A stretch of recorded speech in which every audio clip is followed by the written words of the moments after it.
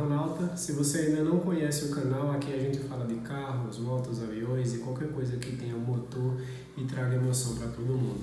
Hoje a gente vai falar de um assunto muito legal, um assunto que eu gosto muito particularmente, que é JDM. A gente vai falar de um dos ícones dos JDM, vai falar de um Nissan. Por vezes ele é aí, vamos dizer assim, dos JDM, um dos mais subestimados, mas antes de eu começar a falar sobre ele, já deixa o seu like aqui nesse vídeo, se inscreve e já compartilha aí com seus amigos. Eu vou deixar bastante vídeo aqui no card para que vocês possam se divertir. Tem muito conteúdo aqui bacana sobre Ferrari, sobre Mercedes, sobre o meu carro, o Lancer Rally Art. Então vai lá, deixa o like aí. Deixou? Se inscreveu? Então bora pro vídeo. Pessoal, vamos falar hoje do Nissan 300ZX. Se você não sabe o que é o Nissan 300ZX, eu não te culpo, até porque esse carro não é muito conhecido por aqui. Mas para você que não conhece, ele faz parte da família Z, que seriam os Fairlady. Então a gente tem eles iniciando lá em 1969, foi quando surgiu o Fairlady Z, que seria o primeiro 240Z, que era conhecido e vendido no mundo como Datsun. Provavelmente você já viu, se você não conhece eu vou deixar umas imagens aí para você, inclusive do Forza Horizon 4 que eu tenho aqui e que eu gosto bastante desse carro, equipei um deles. Depois do Datsun teve um outro que foi também vendido como Datsun, depois tivemos uma outra geração e aí tivemos o Z31, que foi a primeira geração do 300ZX. Em seguida tivemos o carro que vai ser pauta do nosso vídeo de hoje, que será o Z32, ou seja, o 300ZX de segunda geração. Pessoal, o 300ZX ele foi o pioneiro na Nissan em se tratando de motores V6. Por quê? Porque até então os motores consagrados pela Nissan e até hoje os mais conhecidos, obviamente, são os 6 em linha. E isso a gente está falando dos 2.5, dos 2.6, enfim. E aí o que acontece? O icônico RB26 do Skyline GT-R R32 começou a dar lugar para alguns sistemas, alguns periféricos que faziam parte daquele carro e que foram tão bem aceitos e tão bem projetados que eles acabaram compartilhando com outros carros. É o caso do 300ZX. O 300ZX tem freios de Skyline, agregado de Skyline, diferencial de Skyline, sistema Highcast, que veio futuramente aí nos Skylines, que é o esterçar as rodas traseiras, e isso para a época era uma novidade, só que já desde 88, se não me engano, a própria Nissan já trazia esse sistema desenvolvido dentro da própria fábrica. E tanto a aerodinâmica quanto a dirigibilidade ou maneuverment do carro começassem a ser alvo de cobiça por muitos dos entusiastas. E quando a gente fala de 300ZX, a gente está falando de um carro bem diferente. Primeiro, o 300ZX, eu estou com a colinha aqui, então tem muita coisa sobre esse carro que eu não conhecia, eu estudei para falar sobre esse carro, como os outros também, mas os outros eu já tinha um pouco de conhecimento. Nesse carro, a gente tem um motor V6, que é o VG30DETT. Se você já gosta de JDM, Nissan Skyline, você provavelmente já deve saber o que significa esse DETT. Esse DETT é de Dual Electronic Injection Twin Turbo, ou seja, sim, o que a gente está falando hoje é o turbo duplo, ou seja, o biturbo ou turbo gêmeos. O que acontece? Nesse carro tinham versões, tinha a versão mais básica de entrada e tinha a outra. Eu não vou abordar a versão básica porque a versão básica não é bem o que a gente quer abordar aqui, a gente quer pegar o supra-sumo do JDM. E esse carro tinha 300 cavalos de roda, 300 cavalos de motor e tinha também um torque, acreditem ou não galera, 63,2 kgfm de torque para um carro com 300 cavalos. É muito torque, motor V6, tração traseira, custo de versão pura. E aí a gente vem para uma curiosidade, esse carro, no interior dele, qualquer pessoa que não seja o motorista ou, podemos dizer assim, o piloto, é mero coadjuvante. E é possível ver isso quando a gente vê no painel. O painel do Nissan 300ZX ele é repleto de dicas de que você que está dirigindo é o alvo da experiência que ele quer te passar. Os comandos são sempre à mão.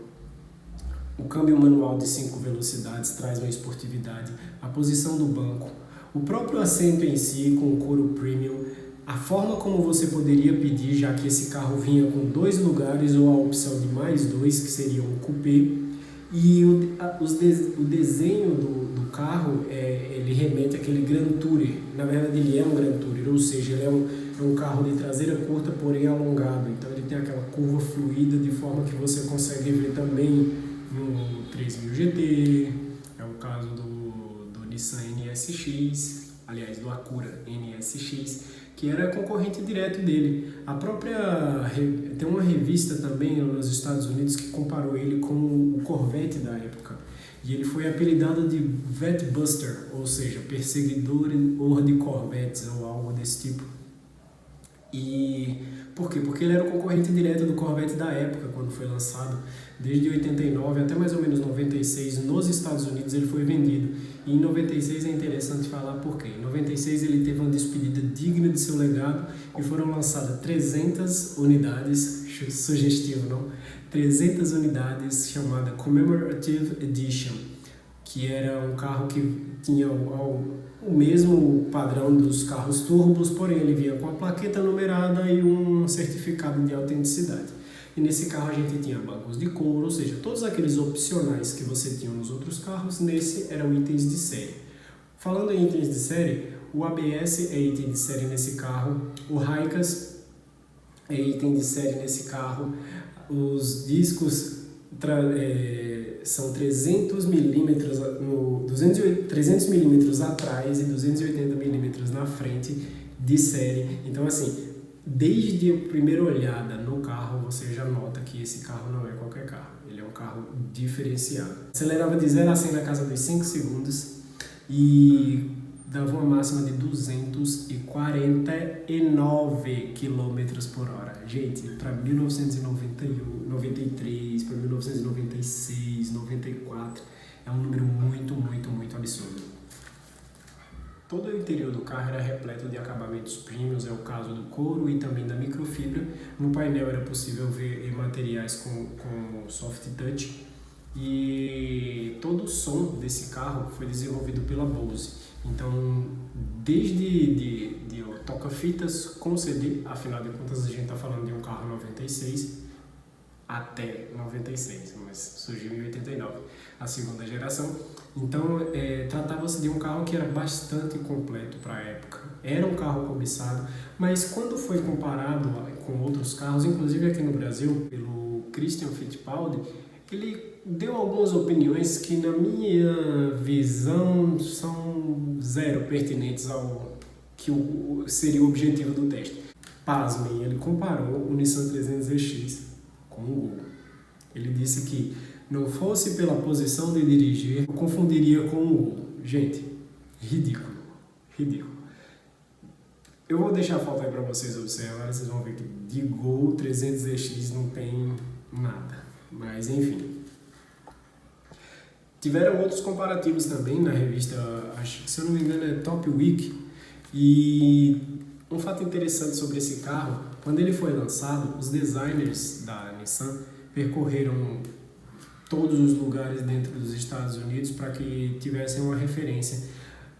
Mas aí você me pergunta, a referência do que, Lucas? Uma referência de luminosidade, de como a luz dentro dos Estados Unidos, ali dentro da região dos Estados Unidos, iria incidir no painel, de forma que eles fizessem o mais eficiente quanto à durabilidade e à resistência ao desgaste. Olha o primor com que foi feito e idealizado o carro. É esse tipo de coisa que eu acho que torna os veículos de antigamente, até meados de 2010, 2009, ali, alguns deles, obviamente, verdadeiras obras-primas. Como eu falei no caso do LFA, que foram contratados engenheiros acústicos da Yamaha para desenvolver o sistema de escapamento de modo que o som ficasse o mais parecido possível com os V10 da Fórmula 1. Gente, isso não existe mais hoje em dia, esse cuidado com o carro. Como é típico de todo Nissan, a postura mais agressiva, o carro mais baixo, e se você observar direitinho, você vai ver que os paralamas dele são alargados, assim como é no caso do Skyline. Para quem é fã já conhece, o Skyline, esse que está aqui atrás, o azulzinho, Bayside Blue, amo. Então, o Skyline, o GTT ou GST e, enfim, as outras versões do Skyline, o paralama dele ele vem e ele tem uma curva fluida, bem linear. Já no caso dos GTR, o paralama vem e ele é um pouco alargado. É possível observar isso também no 300ZX, afinal de contas ele compartilha alguns sistemas com o próprio Skyline. Desde os sistemas que eu já falei, até mesmo a taxa de compressão do motor, que é de 8,5 para 1. Outro fato curioso sobre esse carro, quando você abre a porta do carro, aliás, antes de abrir a porta do carro, quando você está com a chave na mão, você já nota algo de diferente. Por quê? Porque a chave é feita em titânio. Isso é muito único, para falar a verdade. Outra coisa, você abre a porta do carro e você se depara com uma cena curiosa. Primeiro, o cinto de segurança é na porta do carro. E é um dispositivo que eu, particularmente, acho muito bonito e muito bem pensado. Algumas pessoas aí podem achar, mas eu não gostei por conta disso. Gente, o carro não tem coluna, então é uma sacada genial. Outra coisa, o teto do carro é inteiramente em vidro. Mas isso é um opcional? Não, o teto do carro é inteiramente de vidro. Onde que tem uma diferença? Diferente daqueles tetos panorâmicos que você tem a moldura e o teto enfiado no meio, no 300ZX ele tem uma espécie de espinha dorsal, que seria uma linha na coluna central do carro, que atravessa desde aqui a parte traseira do encosto, né, que seria, no caso, estando com o volante do lado direito do carro, partiria daqui até o encontro com o para-brisa. E essa estrutura é fixa, porém ela tem umas persianas que, diferentemente do Supra, que você tem que sacar os parafusos e tudo mais, essas persianas você solta e os vidros que cobrem o telhado, o teto do carro, caso você queira tirar, é simples. Vou deixar a imagem para vocês, você gira a chave, puxa uma travinha e você tira o vidro e coloca no porta-mala do carro, exatamente como era o Supra. Então podemos dizer que esse carro é uma espécie de mini conversível, meio targa, enfim. Não vou ficar aqui me apegando e me atendo a denominações do carro, porque isso para mim não faz o menor sentido. Eu acho que a ideia do carro é justamente trazer emoção, e emoção não vai faltar nesse carro. Observa o ronco desse biturbo 3.0.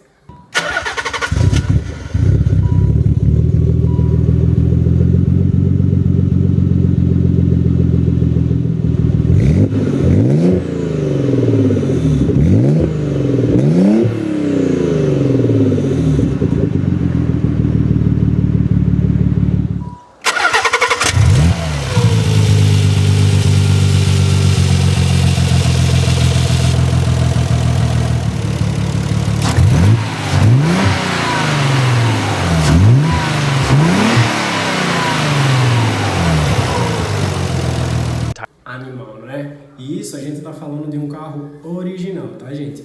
Outro fato curioso, quando ele estava sendo desenvolvido, o editor-chefe de uma revista chamada Motor Trend foi convidado para testar um carro numa pista fechada, no circuito, e ele foi, digamos assim, indagado sobre dar a sua opinião sincera. O que ele achou do carro?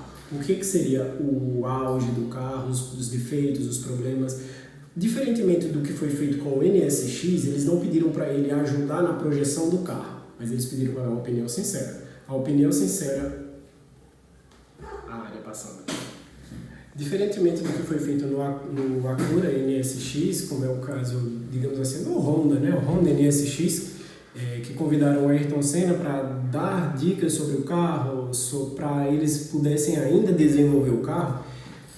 O carro estava pronto quando pediram a opinião desse editor-chefe e ele falou o seguinte, abre aspas, a suspensão é provavelmente o ponto forte tecnológico e acho que neste momento é a melhor suspensão de um carro esporte de produção. É inovador e faz muitas coisas que simplesmente não estão disponíveis em outros carros, incluindo Porsche, Ferrari e muitas outras. Aí você pensa assim, o cara se empolgou demais, velho, o cara se entusiasmou, Porsche, Ferrari, gente, Nissan, Toyota, Honda, carro japonês, na década de 90 não estava para brincadeira. Quem falou isso aqui foi somente Ron Grable. Se você não sabe quem é Ron Grable, eu vou te dar um brevíssimo perfil do cara. Ele era editor-chefe piloto profissional, competidor das 12 horas de Sebring e das 24 horas de Daytona. Não é um qualquer, não é uma pessoa que fala simplesmente da boca para fora. O cara anda com bastante carro, o cara é editor de uma revista, o cara tá fazendo reportagem sobre diversos carros e eles têm propriedade para falar de sistemas do carro, como suspensão, como aceleração, como, cara, um sistema de 4 rodas esterçando naquela época é coisa que está fazendo diferença hoje em Nürburgring, quando a gente fala de recordes de aerodinâmica ativa, como é o caso do AMG GTR, como é o caso do Porsche 918 Spider, como é o caso agora do 911 GT3 RS. Gente, tudo isso estava lá disponível na década de 90 e muitos desses carros hoje estão aí abandonados ou sem o devido valor. E isso me deixa um pouco chateado, aliás, um tanto quanto chateado, porque são coisas que a gente só valoriza depois. E aí é onde entra o vídeo que eu falei agora há pouco, que eu vou deixar aqui no card para vocês também. Por que todo JDM está ficando caro hoje em dia? Por que tem um 300ZX anunciado por 150 mil um ano e meio atrás e hoje ele está 250 mil e o cara não baixa o preço? Exatamente por isso, porque agora as pessoas estão despertando para o que é realmente o JDM. E ainda falando sobre curiosidades sobre esse carro, talvez você olhando assim à primeira vista para o carro você não perceba, mas os faróis desse carro é compartilhado com o Diablo. Como assim, Lucas? O farol do Diablo é escamoteável. Você tá me dizendo... Não, Diablo Facelift. O Diablo Facelift compartilha os mesmos faróis desse carro. Que bom para os proprietários do Lamborghini, porque a Nissan vai vender bem mais barato do que a Lamborghini vai vender esses faróis. Aí você pode pensar assim, pô, os caras estão compartilhando, sabe que outro carro compartilha o mesmo farol que esse carro? Samsung SSC1. Peraí, eu ouvi bem, você falou Samsung? Exatamente, galera. A Samsung fez o seu primeiro e único esportivo compartilhando quase toda a mecânica e sistema Nissan. Você acredita nisso? Era um motor também motor em V, porém 2.5, compartilhava a mecânica tanto de motor quanto de câmera, no caso toda o powertrain era da Nissan e os faróis eram do 300ZX. Eu vou deixar uma foto aí para vocês, talvez vocês nem tenham conhecido, não conheciam, e diga-se de passagem, o carro pode não prestar, mas eu vou falar para vocês, ele tem muito que muitos aí não têm. Exemplo disso são freios Brembo, motor V6 Nissan 2.5. Então, gente, não conhecia, foi lançado no Salão de Seul de 1997 e fiquei deveras impressionado. Outra coisa que é bem interessante sobre esse carro, que muita gente aí pode estar à primeira vista assim, acho que eu reconheci esse carro de algum lugar, mas eu não tenho certeza. Se você jogou GTA San Andreas e você foi lá em Las Venturas e embaixo, próximo daquela pirâmide que ficava lá no mapa da terceira cidade, e viu um carro parado, pois é, aquele carro lá que chamava Euros.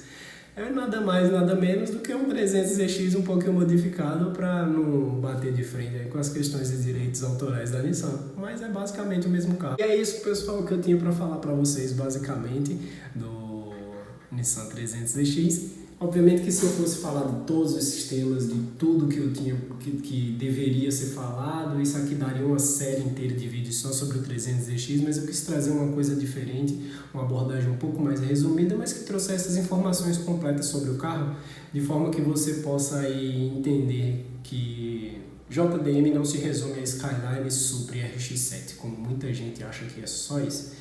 Então, eu espero que você goste do carro. Se você ainda não é inscrito aqui no canal, se inscreve. Vou te fazer esse pedido de novo. Deixa o seu like. Se você gostou do conteúdo, ativa o sino das notificações que você vai receber todas as informações sobre os vídeos que a gente traz aqui para o canal. E segue a gente lá no Instagram. O link vai estar aqui na descrição desse vídeo. E é isso. Valeu, abraço!